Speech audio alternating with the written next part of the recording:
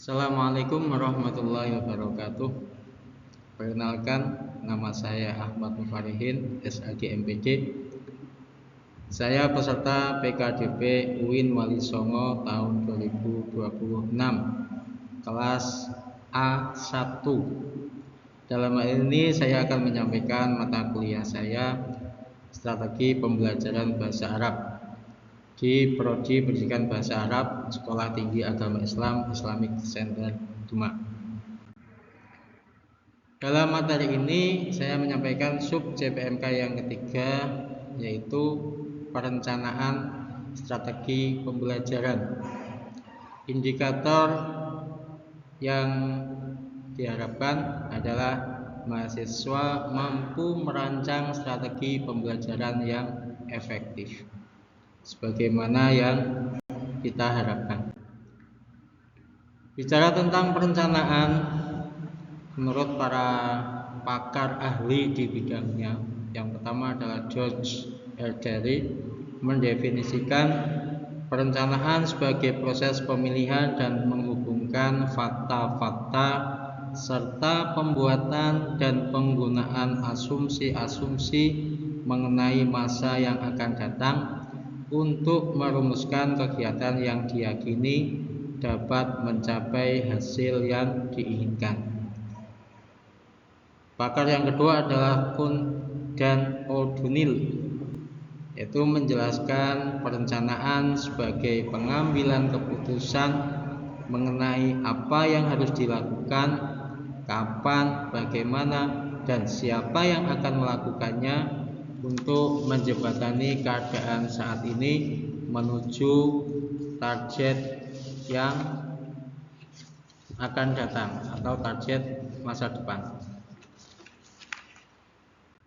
Sedangkan yang ketiga adalah Cunningham, yaitu mengartikannya sebagai upaya menyeleksi dan menghubungkan fakta-fakta serta penggunaan asumsi untuk merumuskan tujuan, urutan kegiatan, dan upaya penyelesaian suatu masalah. Yang keempat, yang dari tokoh atau pakar dari Indonesia, yaitu Cokro Amijoyo.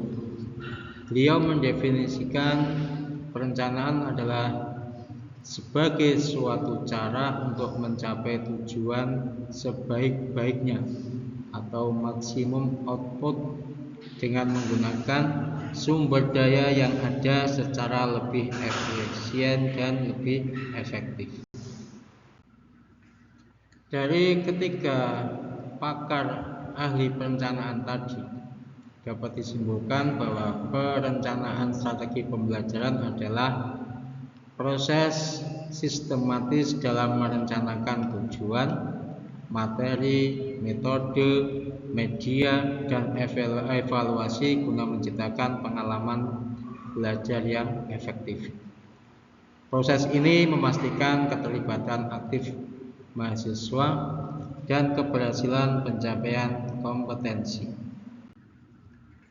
Berikutnya adalah materi perencanaan mencakup beberapa komponen utama dan langkah-langkah penyusunan sebagai berikut. Yang pertama adalah komponen utama strategi pembelajaran. Yang A, tujuan pembelajaran. Target spesifik mencakup ranah kognitif atau pengetahuan, afektif atau sikap, dan psikomotorik atau keterampilan.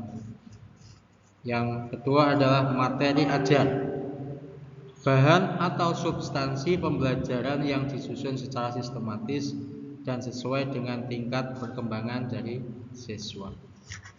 Berikutnya adalah media dan sumber belajar.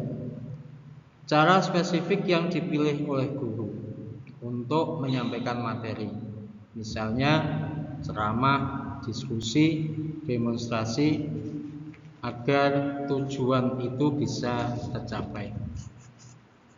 Berikutnya adalah media dan sumber belajar, yaitu alat bantu fisik maupun digital, yang digunakan untuk mempermudah pemahaman siswa.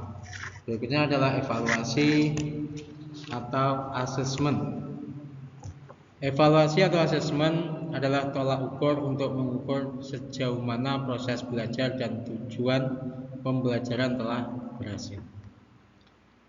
Komponen yang kedua yaitu langkah-langkah perencanaan analisis karakteristik siswa.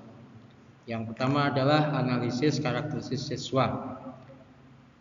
Dengan cara bagaimana?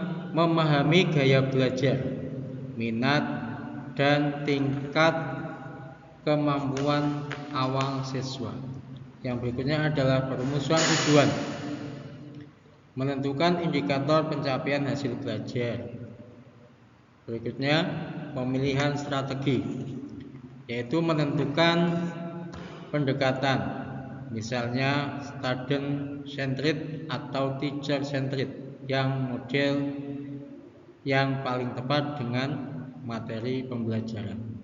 Berikutnya adalah penyusunan rencana pelaksanaan pembelajaran atau RPP, yaitu membuat kerangka operasional harian yang dibuat secara detail.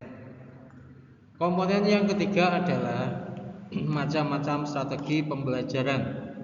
Yang pertama adalah discovery learning, yaitu siswa didorong untuk mengidentifikasi masalah dan menemukan konsep sendiri. Sedangkan yang kedua adalah contextual teaching and learning, yaitu mengaitkan materi dengan situasi dunia nyata dari siswa tersebut. Yang ketiga adalah problem based learning atau PBL, yaitu pembelajaran berbasis pemecahan masalah yang menuntut pemikiran kritis. Dari ketiga pokok komponen-komponen perencanaan pembelajaran itu, setelah kita mempelajari, setelah kita melaksanakannya, ada tantangan dan solusi perencanaannya. Tantangan yang pertama adalah karakter siswa beragam. Nah, solusi perencanaannya bagaimana? Kita menggunakan metode pembelajaran berdiferensiasi dan sesuaikan aktivitas dengan gaya belajar siswa, yaitu visual, auditory, dan kinestetik. Yang kedua adalah kesulitan memilih metode. Pahami pemetaan materi terlebih dahulu, lalu pilih alternatif metode yang paling interaktif untuk topik tersebut. Yang ketiga adalah evaluasi asesmen. Gunakan rubrik penilaian yang jelas agar asesmen bersifat objektif dan dapat mengukur pemahaman siswa secara menyeluruh. Demikian materi dari perencanaan pendidikan bahasa Arab atau dari mata kuliah strategi pembelajaran bahasa Arab. Mudah-mudahan bisa membawa keberkahan dan kemanfaatan untuk kita semua. Sekian, terima kasih, semoga bermanfaat. Assalamualaikum warahmatullahi wabarakatuh.